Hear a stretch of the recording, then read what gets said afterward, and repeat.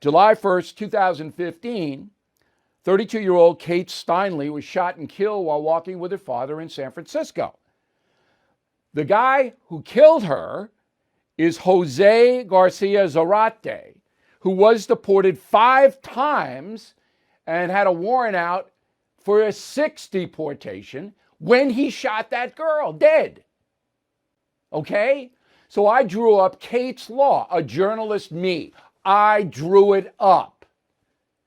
Okay? And it said, if you are an illegal alien and you come back to America after being deported, okay, and you have a felony on your sheet here, you get a minimum 5 years for coming back in a federal penitentiary. Reasonable? I think it is. Well, you know who killed it? Mitch McConnell. Wouldn't put it up for a vote in the Senate. Had the votes. Would have passed. Wouldn't do it. Why? Because I wrote it. He admitted that. Oh, I'm not going to let O'Reilly write legislation. Well, then you write it.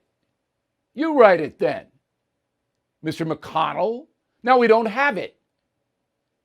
So that you can brutalize people in the United States, be deported on taxpayer money, come back as many times as you want, and you don't get any punishment from the federal government.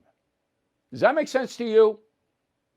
So Biden has put this on steroids, on absolute steroids. And now the Department of Homeland Security tells us this week they're gearing up for another flood of migrants into the USA this spring, and there are 30,000 of them already gathered in Guatemala about to make the trek up here. What's Biden going to do about it? Nothing.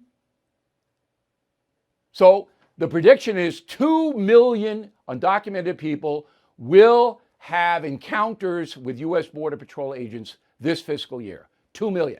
And you know what? Another 2 million just got in, and the Border Patrol didn't even see them. And tons of narcotics, which is why hundreds of thousands of Americans are dying from overdoses. There is no interdiction on the border because the Border Patrol is overwhelmed with migrants. Biden do anything about it? Biden talking about it? White House press corps asking him about it? No. What a GD disgrace. I'm sorry, I have to be this adamant about this. There's no excuse. There are not two sides to the story. You either enforce immigration law or you don't, and the President of the United States is not for no reason. He hasn't given a reason. Now, if the Republicans win the House and the Senate in November, which is likely, Biden could easily be impeached on this.